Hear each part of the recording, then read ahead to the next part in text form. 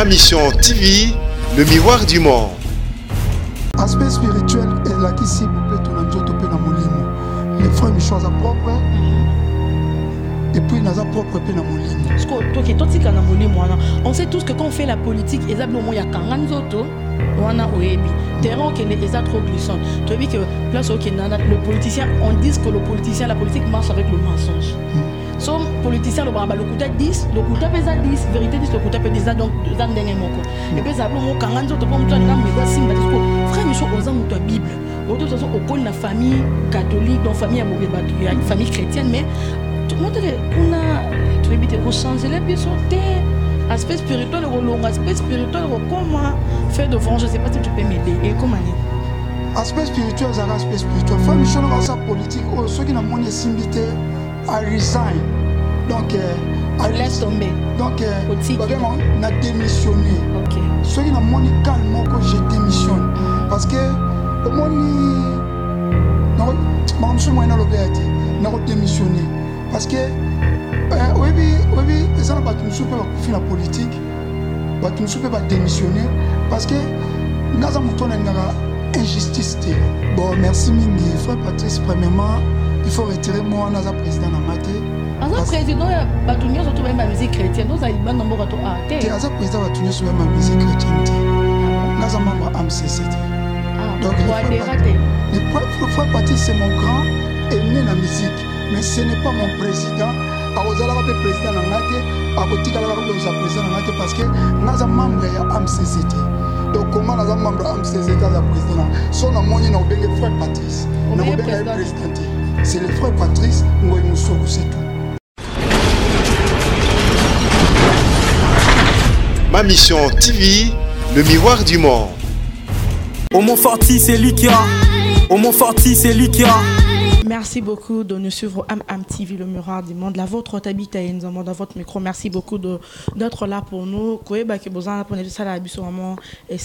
voilà pourquoi on se bat de vous chercher des informations. Notre mission aussi, dans ma mission TV, et ça aussi la de Moussala. Les lots changé, moi, registre à Mouké. Nous serons vraiment nous tous bénis parce que Toyambi Moussali Nanzambe, le frère Michon Noka, qui c'est l'aspect spirituel. Bonjour mon frère Michon. Bonjour ma sœur Tabitha. Ça va? Ça va par la grâce de Dieu. Bienvenue. Hein? Très bien, merci. D'accord. Frère Michon, bateau, ce qu'on a un TV, monde entier, baïbi, qui osa chantre chrétienne, au yembe la ranzambe, au théâtre, le banzambe, le yembo. Mais seulement que dans le frère Michon, na grande ligne, au bête la biche au moins les soleils aventure musicale, non place au bandat tina, les longs évoluer. Merci beaucoup. Pour le respect de nos fanatiques frère Michon partout dans le monde. Ok. Dans le monde on va rester dans la net, c'est comme on va trop. Frère, on a net trop. Bon, mon parcours est un peu long, mais dans un bref. D'accord. Frère Michon c'est un chrétien, dans la famille chrétienne catholique. Et puis, dans une église, ça qui est vacances moko na Congo. Écoutez, na vie na ngamoué, parce que le frère Michon comme producteur. Non, comme producteur. Alors, le frère Michon, tu as des moyens, au ça l'appelle production, comme l'odeur.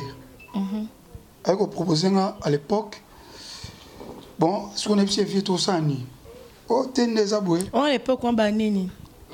Ezaki na si je me rappelle bien, 97 ou 98. Ok. 97, 98. Et puis, bon, tout ça, c'est une production. Il faut tout mettre Ranson, le roi de la forêt. Moi, j'ai mis les moyens. Tout qui pas Wera, tout produit Wera, na Marie-Paul. Bavanti na ma musique n'est bandaki. Au bandé, non, la musique à Mouki. Na bandi, non, na musique profane. Na bête à musique profane. Aux autres produits, on a nous, musiciens profanes. Oui, na produit Wera et puis. On a produit Bouquet du premier, Harry Kamboma. Tu as négocié pour un produit Kofi Olomide. Bon, Kofi Azaki un peu, Primoko élevé. Tu discuter naïe. Na quoi que kananga. Mais Nathalie que rendement, et ça business. Vous comprenez? Business, na pas ça et bon. Des retours, on gagner combien? Donc c'est ça. Après, vient dans un concert de Betsaïwera. Bon, on a joué qui Zaki. il est belé trop. Donc il est belé. Donc ils sont dans ville là on va monter parce que on a ouvert about ko kabana na JB piano et puis vient dans ma vie il faut comme producteur ou comment remplacer l'odeur. Il faut remplacer l'odeur. Qu'est-ce que je dois faire? Il faut son instrument. Il faut son en Europe, son instrument. Dans la zone na poto, naza chrétien. OK. Vient dans mon Alex en église.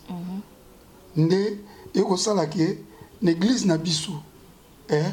Quand ba okina ko sala production musique à mokili. Ben aux prophétie pour nanga. Kenzela nous landeza bien té. OK. Ils ont bien été pour naboué. Donc, si on a comme on a lève la licolo, il faut ça la bouée, C'est ça. Donc, et vous allez bien au sala, au produire. Avant, on a sauté mouké. Quand on veut ça, en son, conseil fallait à 23h. Oui, à un podium, à 3h du matin. Le temps, on a ce qu'on va au côté. N'est pas au sala qui n'a pas l'orchestre, c'est mon gars moukili. Orchestre on improviser le moment pour attendre non il y a l'orchestre on est peut-être lever les rideaux. Donc ceux qui n'ont produit artiste amunene orchestre on a peut-être lever les rideaux nene ko ça l'orchestre on a zongi prophétie et puis bon moi biso ça va tout banga mama kambele na tiki mama bon na sala ngai production ya makamanzambe lokwa en église na biso pe tozaki na orchestre penza la guitare. Pasteur moi Zaro Yemba, ou Azoika prophétie, abinanga les frères Michaud, toko sa la musique. OK. Yo pour bando Yemba. Moi binga ego Yemba te tout ça comment. Attenze moné mo beto bando en église. De moni non Boyemba. Si tu peux te rappeler un peu. Ils ont le disquette, hein. Kay mo non tomaton. Fonde. Kay ti ma fonde moi pour te comprendre vraiment. Bah depuis nous c'est à l'arabe bon hein. Nzemboana. Il fallait faire un plateau pour Yemba pour tous les Kangoka. D'accord, OK. Après, Ngabino, il faut lancer dans ma manzambi. Parce que dans Pinza, na moi en église, moi n'andaka nzambi. Vina tout n'a pas ça en église. Mais tant on va passer en église, et nous va être dans évangéliste été, dans un simple mondimi. Donc on a dimanche en église, nous respecter ma manzambi. Et au sala qui bon, ce qu'il faut nakota mama nzambe. Miko. Nakota mama nzambe ngamona bando yemba. Ce que c'est ce qu'il faut natanga la Bible trop, na bando ça va recherche, tout n'est que découvrir un artiste américain. Au moins une place aventure dans les bandits. Un artiste américain au nom de Kirk Franklin. C'est un américain. Aza sala rap. Na rap wana ya zago sala. Aza frère en Christ. Mais aza mutala tabaluc. OK. Voilà, t'as look, fashion, et puis... non, s'il te plaît, frère Michaud, pardon, avec tout le respect que je voudrais quitter là, moi, l'écolo pour... Donc, Franklin, on a... Kenara, Neo, Kenabu. Jean, pareil, Nanga. Jean, on peut moukier. On peut tatou, pesant, là, pas de problème. Au moins, pourquoi? Parce que tant qu'on a une année, parce que moi, tu es à Londres, à Londres, on a sa père. Ah, na sa père. OK. Na formé par sa père le la ba Boliston Noka, les grands tendanciers, ba torn de ça pas tornade, ba Gili Bilolo. Na formé ba tu quoi ba mon petit là, grand sa père encore comme Kimi. Ba petit belé na formé. Donc si on a une bon, ngam ramanzami na kokate parce que moi nani ko la mamie voilà. Ce que batanzambe ba banda kozwanga neti faux frère tout ça comme ça na linga ka mpenzate. Donc on a ko découvrir quelques Franklin. Ah, na bon na ko sana ngapi mama nzambe mais na la taka na la taka na toujours na ba look na fashion na toujours normal. D'accord, ça me sort une question frère Michaud. Donc tu penses pas que au soum qui sabato brota la buisson pour déjà quand on va frère en Christ mais la musique chrétienne tout le monde est moi pantola tissim benza makasi chemise à carreaux bakani col bien cravate yo sikoto to ya mpanzi na oboy jean ya mkiezo ki Nike voilà nyonso to on monte que on est changer c'est moi. Ah merci Ming ma sœur Tabita ba frère Ming au mon nation des hypocrites. Moi je n'aime pas les hypocrites même Dieu n'aime pas les hypocrites. Au moins et pas na biso lelo na lobelo mo au moins nga son na lobi siko na comme un millionnaire. Na comme un millionnaire na Congo et ça facile na minute muke. Explique-toi.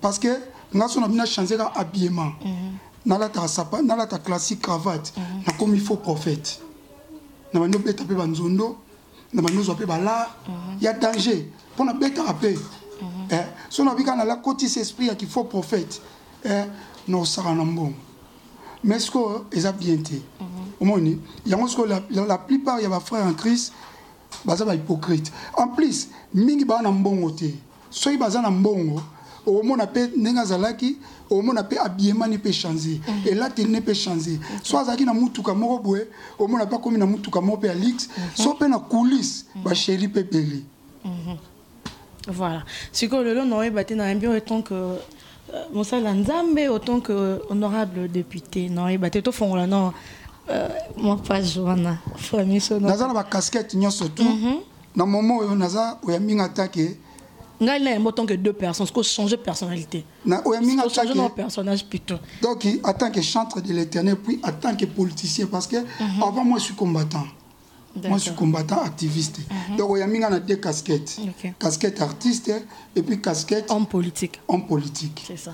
Si koyo, frère, je me vends ka bobulo bité. La musique chrétienne, on a ndenge kendela. Na ba piraterie, oh, na mon kambang bon pour na se faire vraiment fortune, na qui na na politique. Au moins, la question surtout na son frère Michel na bandolo ba émission et ça a bien été na bimanite mutumo au vanta. Tout solo là na biso. Au moins frère Michel c'est un entrepreneur. Frère Michel c'est un patron. Na bato ba yebi frère Michel c'est un patron. Patron dans ba patron na selon ngai. Selon nga, selon entourage nanga, selon ba fait dévorant, selon batu nanga, staff nanga suis patron. Vous comprenez. Donc eza musique en Nzambe pour nanga eza passion.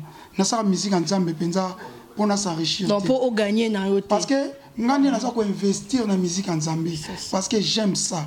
Na lingi musique, na lingi na entouré na ba musicien, na lingi na studio, na sa ba clip bien. Ngani na zo investir, na mon premier album j'ai investi plus de $20,000.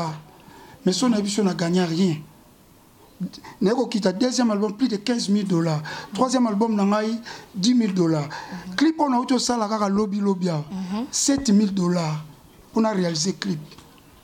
Et ça on s'est vanté Cédric Mbangu qui ne tout n'a j'ai payé combien pour louer Picasso Beach. Kobanda 9h 21h. J'ai payé combien que tout n'a Picasso Beach bah foutre ça combien par heure. Au moins on va question parce que Bimara frère Michaud a trop vantard frère Michaud. D'accord frère Michaud donc quand on le premier album les ils ont $20,000 au gagnant coût tout donc et ça n'ont pas cité de perdre $20,000 comme ça mais ça nous pose beaucoup de questions toi bah qu'est-ce que tu fais en Europe au perdre non bon et belé bon à toi au quotidien tes salaires l'eau monter. Frère Michaud c'est un entrepreneur. Non, mais on est entrepreneur à Kala. Parce que les $20,000, c'est pas peu. Bon, à part ça, quand on a bien entrepreneur, faire Michel Noka, au moins, Bisson na poto, moi je travaille. Moi je travaille dans la freelance. Vous comprenez? Dans la freelance, dans la business, dans la privé. Dans la privé, dans la télévision. Donc ça te permet, au côté sinon $20,000, au bimi, si au gagner, ça te fait un peu un problème. Au côté si pour gagner. Mais, n'a pas ça le premier album, quand on a ça là, ils ont la qualité clip, tant on a un réalisateur, ils ont raté. Tous un seul réalisateur, ou ils ont Congo top. Ils ont Roni Kabwika. Ok. Quand on retourne à Roni Kabwika, le réalisateur tout va le parce que moi je cite le nom pour avoir preuve que frère Michel Zobuka le Koutate. Quand on retourne à Roni Kabwika, les frères Michel ont réalisé 10 clips chez Roni Kabwika. On a foutu combien à l'époque? 10 clips et pas Roni à l'époque, on a foutu un clip $300, $200. Donc 10 clips c'est $2,000. Dans l'album, ça fait 15 ans passés. Ce qui est c'est combien?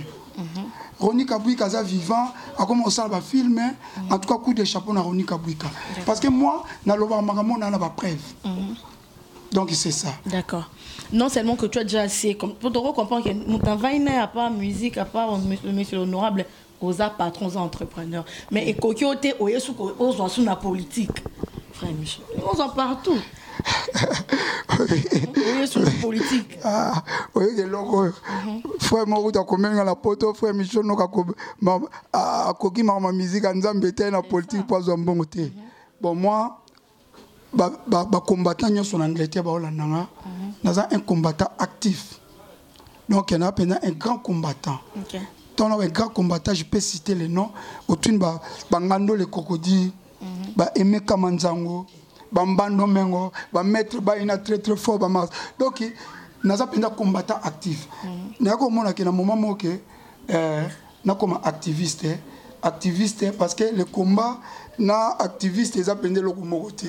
Après n'a comme on a que maintenant je vais faire la politique pour aider commune na aider commune na Masina parce que moi de natif Masina parce que c'est que Masina ils ont battu belé tant OK Masina on dit que je suis de natif de Masina yemba on qui on peut bien qu'on bat bazale belé mais tant on entrepreneur tant baby ça va $20 qu'on a ba Masina bazalate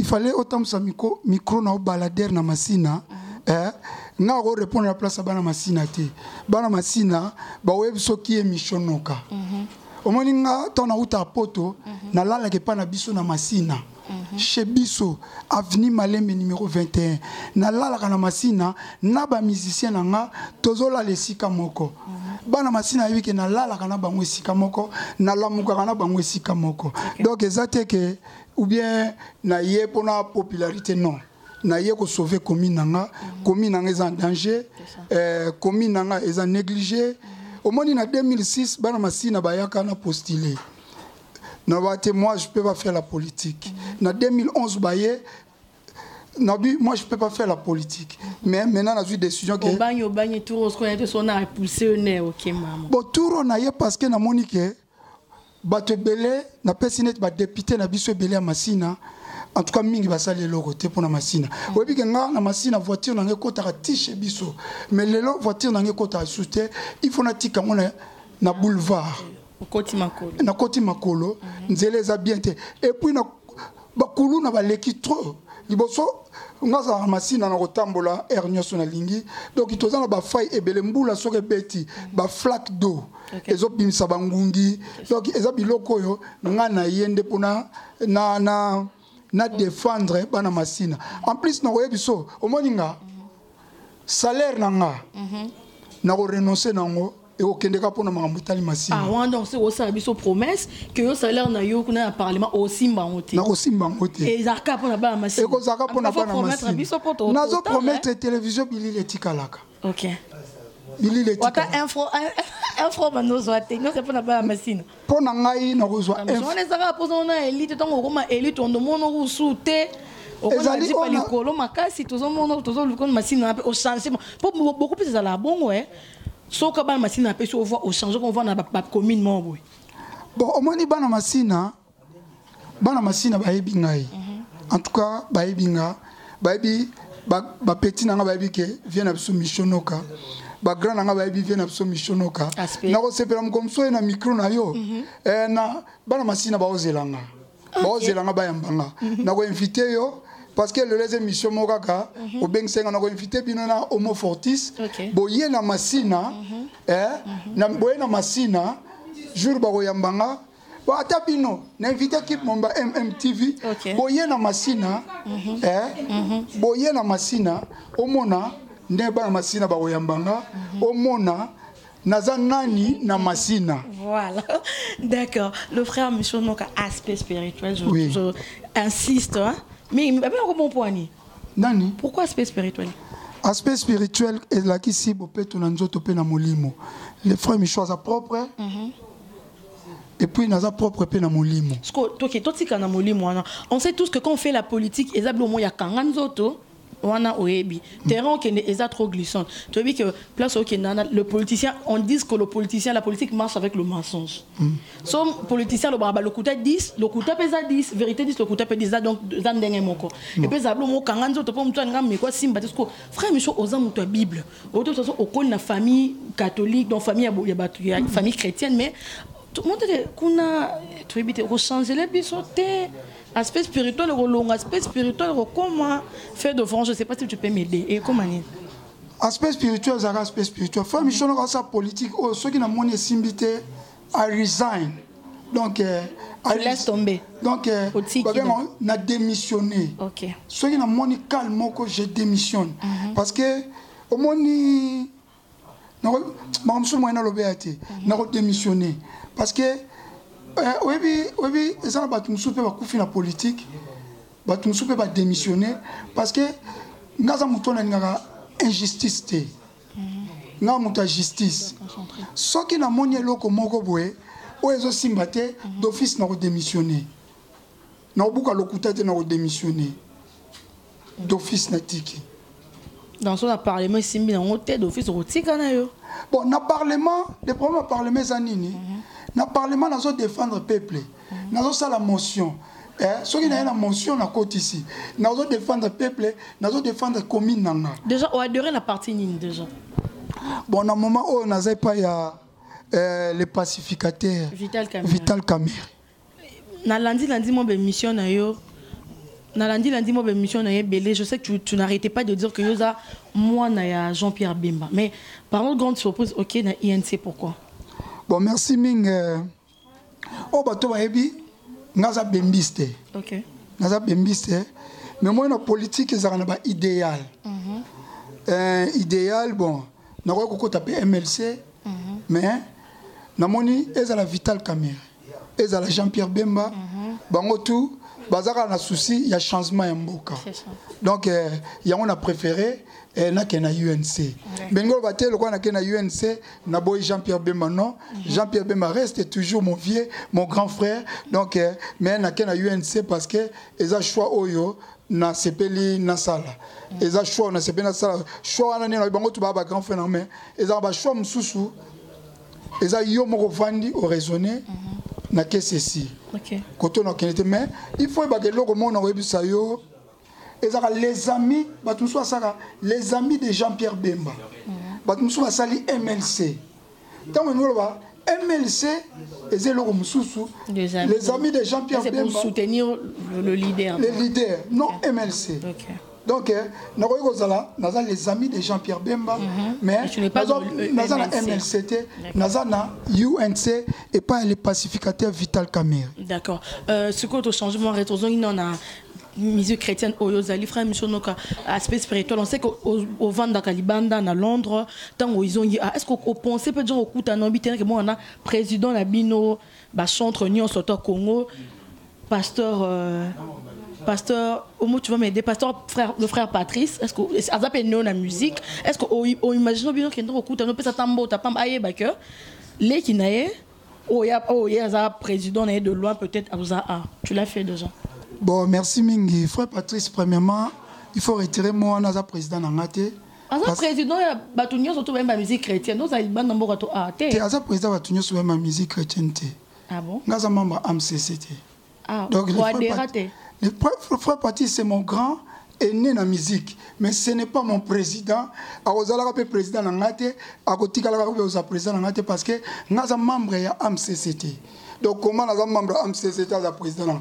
son amoni na obenge frère Patrice na obenge présidenté c'est le frère Patrice ngoy musoko c'est tout c'est son nom aza président na ngate pe akotika la ko za président na mukolo moko ça t'est jamais arrivé na idée au côté MCC ou adoré na soki na koti MCC ça pona ki ko postuler na ko ma président ya MCC ozo visiter des choses comme président so na koti ça pona postuler na ko ma président ya MCC mais le quoi na koti te donc naza libanda donc aza président na ngate na ba relation na yo nini na ba chantre chrétienne mususu ya RDCA na en tout cas dans une relation moko na mission moko te so na bi relation personnelle boy ezate na ebi bango na musika nde na monela bango na musika mais yo zala libanda so ye a lukomo na neti biso so ye a lukomo na mo forti c'est likia lukomo na mututel yosko ye po zala te so ye yo no luko opusa en peme na bato bazala kula pour Londres za mo musika bon moni merci mingi eza question mo bien moni ba frère en Christ mingi nga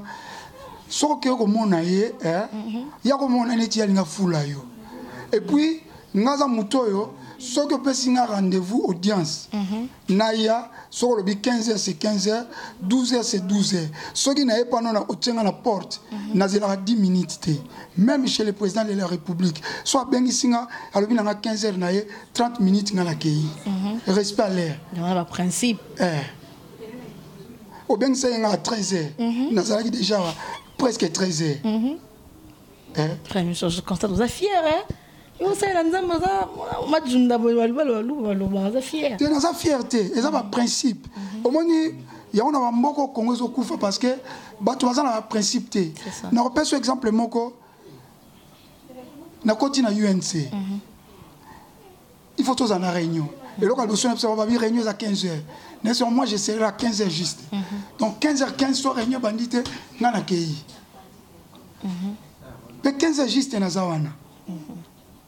Reste pas là, parce que 15h juste. Parce que, au moins, il y a un moment où, dans la vérité, nous avons kabambon dans le château.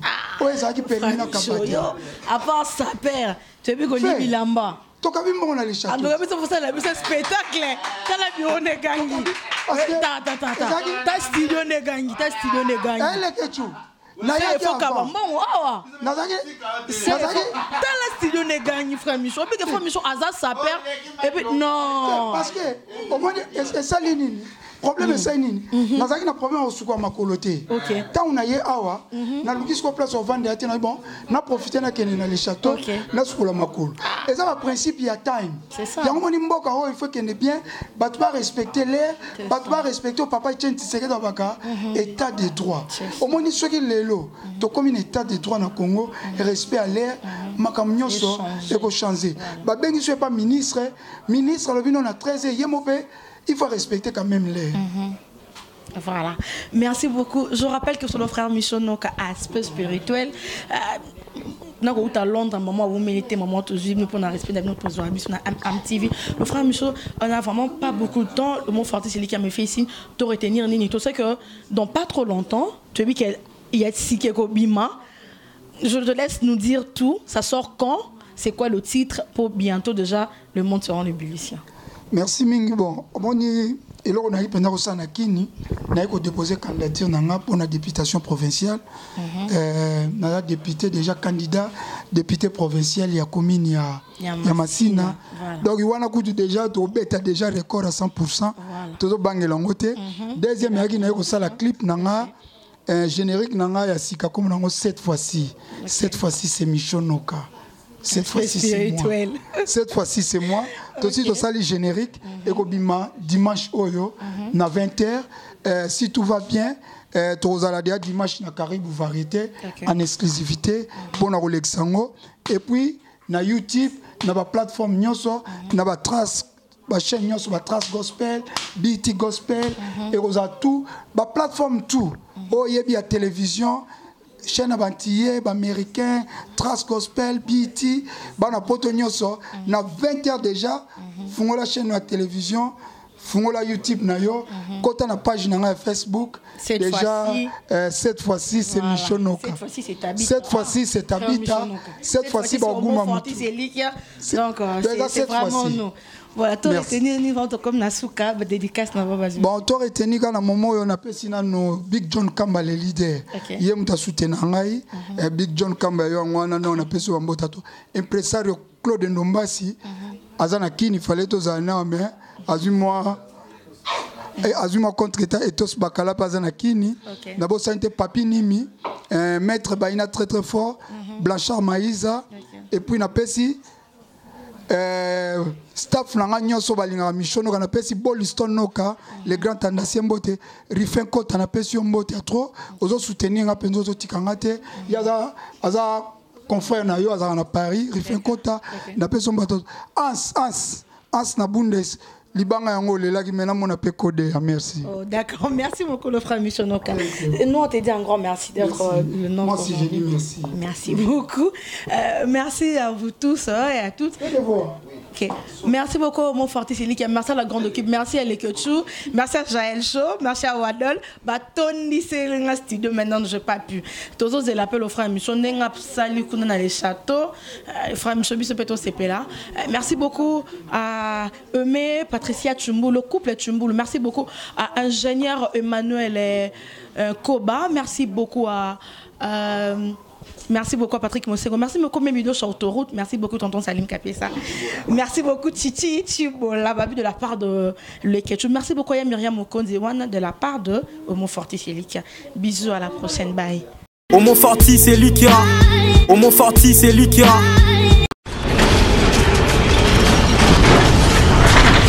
Ma Mission TV, le miroir du monde.